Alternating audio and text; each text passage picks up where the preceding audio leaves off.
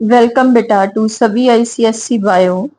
बेटा, एक short break के बाद मैं दोबारा आपके साथ आ जाई हूँ और आज हम स्टार्ट करेंगे आईसीएससी की क्लास 9 की क्रिस्टल पब्लिकेशन का सेकेंड टर्म का चैप्टर 13 द रेस्पिरेटरी सिस्टम। तो सबसे पहले हम जानेंगे रेस्पिरेशन क्या है। The process of releasing energy from food is known as respiration. तो respiration क्या है? Respiration is process of releasing energy from food. From food. तो क्या है? ग्लूकोज है, ऑक्सीजन इसके साथ रिएक्ट करेगी तो क्या बनाएगी? Carbon dioxide, water and energy बनाएगी। और ये एनर्जी जो है it is stored in the form of ATP. ATP क्या है? Adenosine triphosphate. Adenosine triphosphate. इसको हम एनर्जी करेंसी भी बोलते हैं, energy currency of the cell.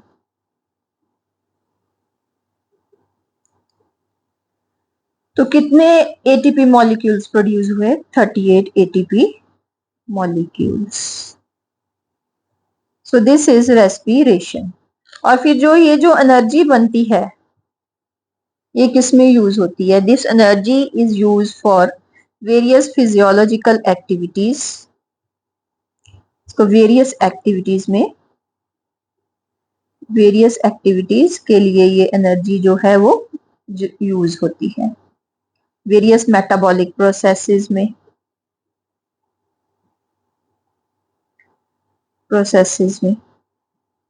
Use होती है। ये है रेस्पिरेशन। अब क्या है? ब्रीदिंग क्या है और रेस्पिरेशन क्या है? ब्रीदिंग है simply intake of air. Breathing,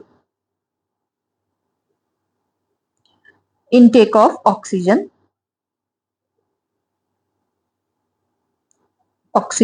and release of carbon dioxide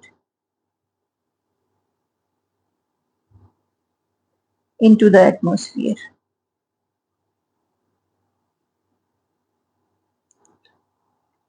ये है ब्रीदिंग। ब्रीदिंग जो है लोअर इनवर्टिब्रेट्स में वो सिंपल डिफ्यूजन के साथ होती है, अर्थवॉर्म में क्यूटिकल, मॉइस्ट क्यूटिकल में से होती है, और जो है इंसेक्ट्स हैं उनमें ट्रैकियल ट्यूब से होती है, जो फिश है उनमें गिल से होती है, एम्फीबियंस है वो भी मॉइस्ट स्किन के थ्रू उनकी रेस्पिरेशन होती है। रेस्पिरेशन क्या है? Respiration on the other hand is a broader term. Respiration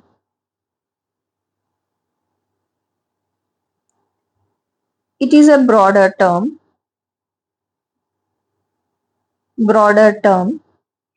it includes breathing as well as the biochemical process and stepwise oxidation of the organic compound। ठीक है बेटा? तो रेस्पिरेशन क्या है? it includes breathing as well as oxidation of food in the cells and release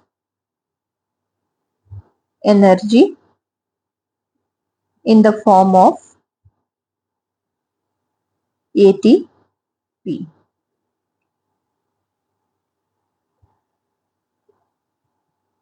तो ये जो glucose है C6H12O6 6 मॉलिक्यूल ऑक्सीजन के साथ कंबाइन करके 6 molecule of carbon dioxide, 6 molecules of water and 38 molecules of ATP produce करता है। ये है chemical reaction of respiration. And how energy released during respiration is stored? The energy is stored in the form of ATP। और जब हमें energy की जरूरत होगी तो ये ATP जो है ये ब्रेक डाउन कर जाएगी ADP में। एडिनोसिन डाइफॉस्फेट में ADP क्या है? Adenosine diphosphate. इनऑर्गेनिक फॉस्फेट और एनर्जी में, और एनर्जी फिर सेल्स उसको यूज करेंगे। नेक्स्ट है हमारे पास एरोबिक एंड एनारोबिक रेस्पिरेशन।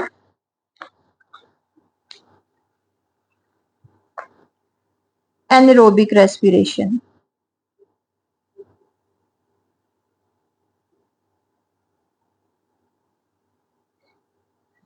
जो respiration in the absence of oxygen में होती है उसे क्या बोलते हैं? Anaerobic respiration. और एनारोबिक रेस्पिरेशन में एक में क्या होता है? ग्लूकोज है वो पाइरूवेट में चेंज कर जाता है, और pyruvate in the absence of oxygen वो चेंज कर जाता है इथाइल अल्कोहल।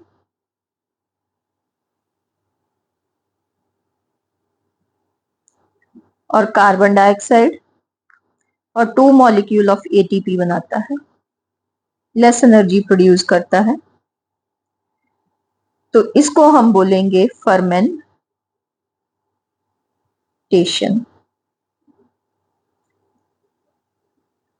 ये फर्मेंटेशन होती है ईस्ट में एंड सम बैक्टीरिया।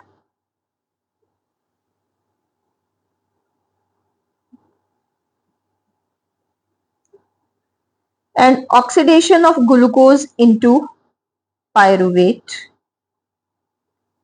ये इस रिएक्शन को क्या बोलते हैं? Glycolysis. And this process is carried out in the presence of enzyme zymase। Enzyme कौन सी चाहिए? ज़ाइमेज एंजाइम फर्मेंटेशन में।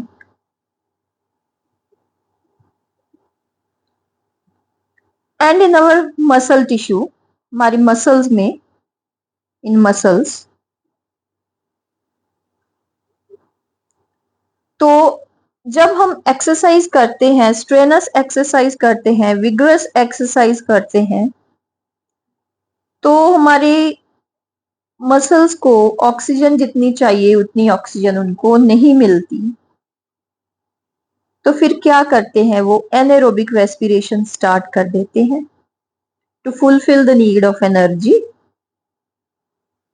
तो वहां पे क्या होता है? जो ग्लूकोज है इट कन्वर्ट इनटू पाइरूवेट, और पाइरूवेट प्रोड्यूस हो जाता है फिर लैक्टिक एसिड में। Glucose in the absence of oxygen, ये किसमें हुआ है? मसल सेल्स में। ये पाइरूवेट में चेंज हो गया, और जो पाइरूवेट है वो किस में चेंज हो गया? लैक्टिक एसिड में। And 2 molecule of ATP, and because of accumulation of lactic acid there is fatigue, और हम थक जाते हैं और हम उस एक्टिविटी को छोड़ देते हैं। ये है स्ट्रेनस एक्सरसाइज में हम कुछ टाइम के बाद ये एक्सरसाइज को क्यों छोड़ देते हैं? ये इसका कारण क्या है? Due to formation of lactic acid. तो एक फर्मेंटेशन थी,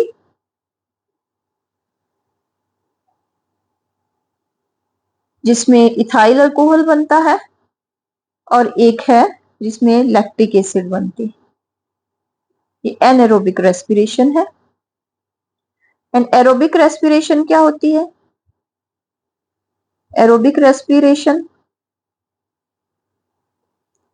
the respiration which occurs in the presence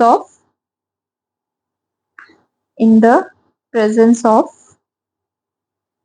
oxygen, and the food, means glucose, is completely oxidized into carbon dioxide and water, releasing 38 ATP molecules. ये है aerobic respiration. तो anaerobic respiration में क्या होती है? There is partial breakdown of glucose either into ethyl alcohol or lactic acid in the absence of oxygen, and 2 molecules of ATP are produced. Next is human respiratory system. और human respiratory system में क्या है? Main organs of respiratory system are nose और outside nostrils है। ये अंदर nasal cavity है। फिर आ गया pharynx. Pharynx is the common pathway of food and air, pharynx. और उसके बाद आ गया larynx. नेक्स्ट आ गया ट्रेकिया, देन आ गए ब्रोंकाई, एंड फिर ब्रोंकाई की ब्रांचेस हैं, सेकेंडरी ब्रोंकाई है, टर्शरी ब्रोंकाई है, ब्रोंकियोल्स है, एल्वियोलस है, एंड नीचे है डायाफ्राम जो सेपरेट करता है एब्डोमेन को ये रेस्पिरेटरी सिस्टम में से। तो first of all we will do about nose. At the external and nose bear to opening, ठीक है, बाहर 2 ओपनिंग होती है, उनको हम एक्सटर्नल नेरीज बोलते हैं, जो नॉस्ट्रिल्स बोलते हैं, और फिर they lead internally into nasal chambers, फिर नेजल चैम्बर होते हैं। These chambers are separated from each other. 2 nasal chamber है और they are separated from each other by nasal septum. उन दोनों nasal chambers को divide करता है nasal septum. और nostrils जो है वो moist होते हैं और उनके जो मेम्ब्रेन है ciliated mucous membrane है, और नोज में फाइन हेयर्स होते हैं। उनका फंक्शन क्या है? They filter the dust particles from the air. And the nasal cavity is separated from the mouth. ये माउथ है, बक्कल कैविटी है, और ये सेपरेट करता है नेजल चैम्बर को और बक्कल कैविटी को, ये soft palate. It forms the floor and opens into pharynx by internal Nereis. ये इंटरनल नेरीज जो है ये इधर किधर ओपन करते हैं, यहाँ पे फेरिंग्स में।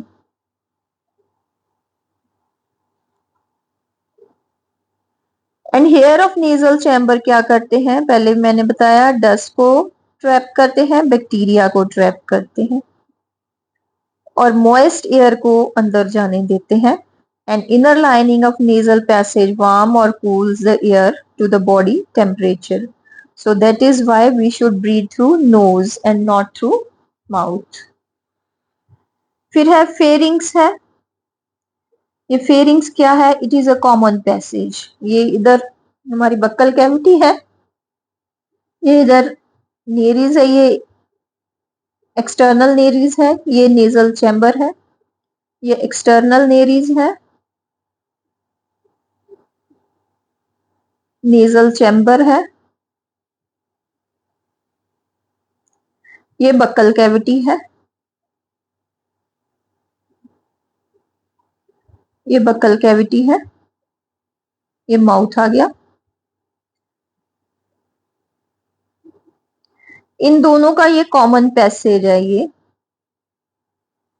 ये common passage. This is pharynx.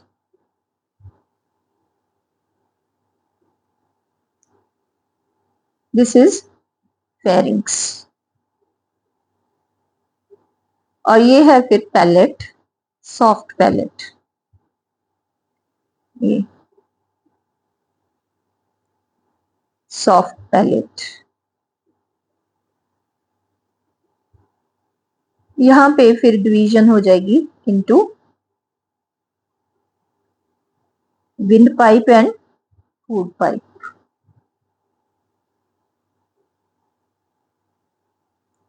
Food pipe और विंड पाइप बन जाएंगे। ये इसको ज्यादा लंबा हो गया, थोड़ा इतना लंबा नहीं होता। ये यहाँ पे एक एपिग्लॉटिस प्रेजेंट होता है।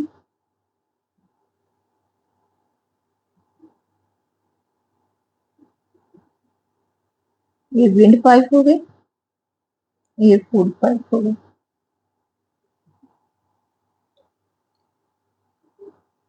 देन फेरिंग्स क्या है? Pharynx is a muscular tube that serve as a common passage for air and food. Opening of trachea into pharynx is called glottis. ये है ट्रैकिया, ये ऊपर लैरिंग्स है।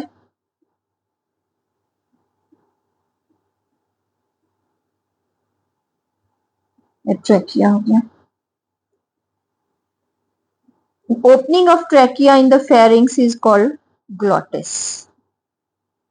ये है glottis। ये इसकी ये जो ओपनिंग यहाँ पे है, यहाँ पे होगा epiglottis. This opening is known as glottis और ये जो फ्लैप है this is known as epiglottis. तो एपिग्लॉटिस क्या करता है? ये एपिग्लॉटिस क्या करता है, जब हम खाना खा रहे होते हैं ये ग्लॉटिस को बंद कर देता है। ये इसको इधर आके बंद कर देता है ताकि जो फूड पार्टिकल है वो विंड पाइप में ना जाकर फूड पाइप में जाए। The opening of trachea in the pharynx is known as the opening of trachea into pharynx is known as glottis और ये जो फ्लैप है this is known as epiglottis. Clear है बेटा ग्लॉटिस और एपिग्लॉटिक्स में? इस opening this is known as glottis, ये ग्लॉटिस है और ये जो फ्लैप है ये एपिग्लॉटिस है। During swallowing of food, the epiglottis close glottis to prevent the entry of food into the larynx. तो समटाइम क्या होता है, एपिग्लॉटिस जो है कंप्लीटली क्लोज नहीं होता, तो क्या है कुछ फूड पार्टिकल्स जो हैं वो चले जाते हैं ट्रैकिया में, तो हमें फिर क्या है कफिंग होती है और वो फूड पार्टिकल्स जो हैं वो बाहर निकाल दिए जाते हैं। देन उसके नीचे आ गया लैरिंग्स। लैरिंग्स is known as the voice box, upper part जो है ट्रैकिया का। It is the slightly swollen hollow cartilaginous structure located at the beginning of trachea. Trachea के अपर पार्ट में लैरिंग्स प्रेजेंट है। ये लैरिंग्स है, इधर फिर ट्रैकिया हो जाएगा, ये कार्टिलेजिनस रिंग्स ट्रैकिया के। It is more prominent in main. Main में आपने देखा होगा कईयों के ऐसे थोड़ा सा ऊपर को निकला सा होता है, जैसे हमें कोई गिल्टी सी नजर आती है वैसे होता है, उसको हम एडम्स एप्पल बोलते हैं। In larynx there are two elastic connective tissue folds, उनको हम क्या बोलते हैं, वोकल कॉर्ड्स। वोकल कॉर्ड्स तो यह क्या करते हैं, it helps in production of the sound, तो इसको हम क्या बोलते हैं, लैरिंग्स को वॉइस बॉक्स भी बोलते हैं। लैरिंग्स को क्या बोलते हैं, वॉइस बॉक्स। तो क्या होता है जब इसमें से एयर पास करती है तो ये जो वोकल कॉर्ड्स हैं, वोकल कॉर्ड्स ये वाइब्रेट करने लगते हैं, वाइब्रेट करने लगते हैं, तो फिर सेंसेशन ऑफ साउंड प्रोड्यूस होती है।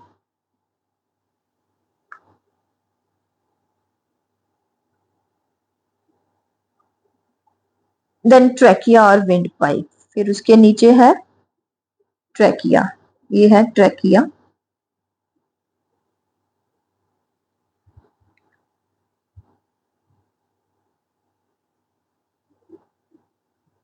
तो इसमें सी शेप कार्टिलेजनस रिंग्स होते हैं ट्रैकिया में।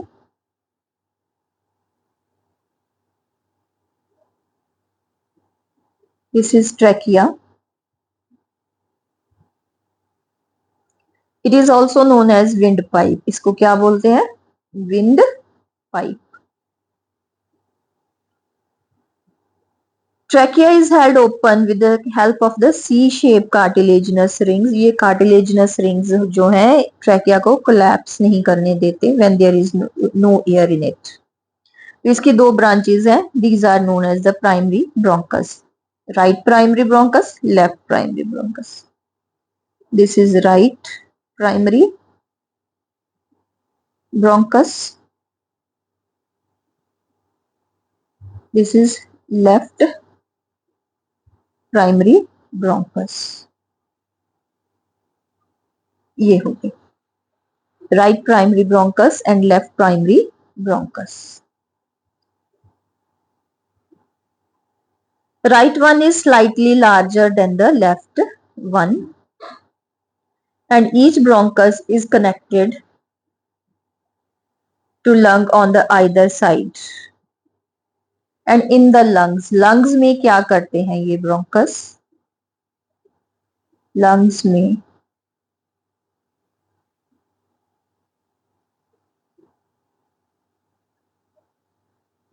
में ये bronchus फर्दर डिवाइड हो जाते हैं, फर्दर डिवाइड हो जाते हैं ये। Each bronchus is connected to the lung on either side with the help of the cartilaginous rings.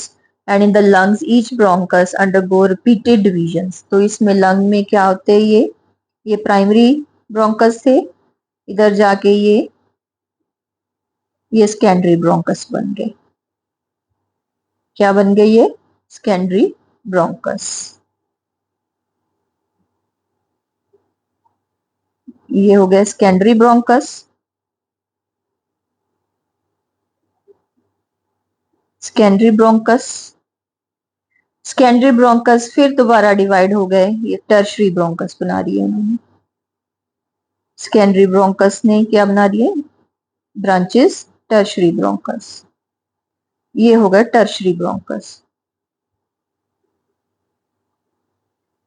Tertiary bronchus. Tertiary bronchus then again divide, tertiary bronchus फिर divide कर जाएंगे, इनको हम बोलेंगे ब्रोंकियोल्स, ब्रोंकियोल्स। और ब्रोंकियोल्स फिर फर्दर डिवाइड कर जाएंगे इनटू सैक लाइक स्ट्रक्चर्स, जो सिंगल सेल थिक होते हैं, उनको हम बोलेंगे एल्वियोलस। एल्वियोलर डक्ट्स, और एल्वियोलर डक्ट्स जो हैं ये एल्वियोलर डक्ट है,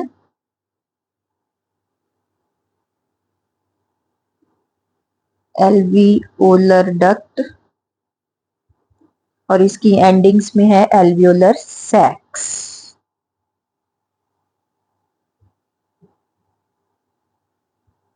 एल्वियोलर सैक्स। फिर ये जो एल्वियोलर सैक्स है, यहाँ पे एक्सचेंज ऑफ गैसेस होती हैं। बिकॉज क्यों यहाँ पे एक्सचेंज ऑफ गैसेस होती हैं एल्वियोलर सैक्स में, ये इंपॉर्टेंट है। Because they are single layer thick, single layer squamous epithelium के ये बने होते हैं। इनकी वॉल जो होती है वो थिन वॉल्ड होते हैं, ये थिन वॉल्ड होते हैं। और network of capillary, rich blood supply होती है इनमें, रिच ब्लड सप्लाई। और मॉइस्ट होते हैं, फिर आसानी से ऑक्सीजन जो है यहाँ से सेल्स में चली जाती है और सेल्स में से जो कार्बन डाइऑक्साइड ये ले लेते हैं। यहाँ पे एक्सचेंज ऑफ गैसेस होती है between the air and the blood. Blood इनकी कैपिलरीज में फ्लो कर रहा है ब्लड, और ऑक्सीजन इनमें है, तो ऑक्सीजन वहां पे डिफ्यूज हो जाती है। तो ये है अबाउट ट्रैकिया और विंड पाइप। देन उसके बाद आगे लंग्स। तो respiration through the lungs is known as pulmonary respiration. जो लंग्स के थ्रू रेस्पिरेशन होती है, लंग्स के थ्रू रेस्पिरेशन होती है, उसको क्या बोलते हैं? Pulmonary respiration. रेस्पिरेशन। तो हमारी थोरेसिक कैविटी में हमारी रेस्पिरेटरी ऑर्गन्स हैं। पेयर ऑफ रेस्पिरेटरी ऑर्गन्स है, वो लंग्स है, right lung and left lung. Right lung is larger and has 3 lobes. जो राइट लंग है उसकी 3 लोब्स है। ये अपर लोब है, ये मिडल लोब है, ये लोअर लोब है। और जो लेफ्ट लंग है उसकी 2 लोब है ओनली, उसकी 2 लोब्स हैं only, superior lobe and inferior lobe. And lungs are enclose by double layer membrane, उसको हम प्लूरा बोलते हैं। लंग्स की ये मेम्ब्रेन है, लंग्स की मेम्ब्रेन है, उसको क्या बोलते हैं? प्लूरा। हार्ट की मेम्ब्रेन को पेरिकार्डियम बोलते थे, और लंग की मेम्ब्रेन को क्या बोलते हैं? Pleural membrane, pleura. और ये डबल लेयर्ड है, आउटर प्लूरा और inner pleura. This is inner pleura, ये आउटर है, तो बीच में कैविटी बन गई, प्लूरल कैविटी। प्लूरल कैविटी, और इसमें क्या होगा फिर? Pleural fluid.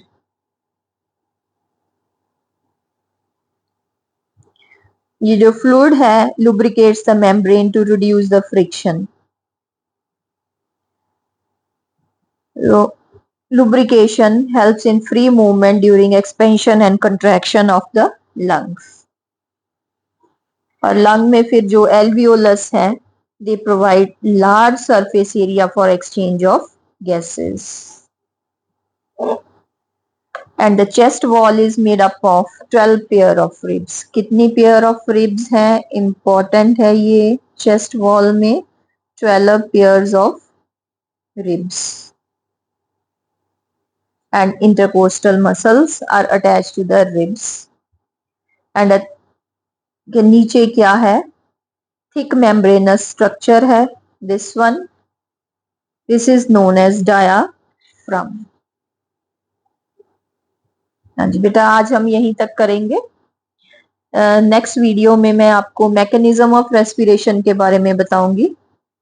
आई होप भी ये जो मैंने आज कराया है ये आपको समझ आ गया होगा। अगर आपको किसी भी टाइप का कोई डाउट है या कुछ पूछना है तो आप मुझे मैसेज कर सकते हो। तो उम्मीद करती हूँ ये आपको समझ आ गया होगा। Thank you and have a wonderful day.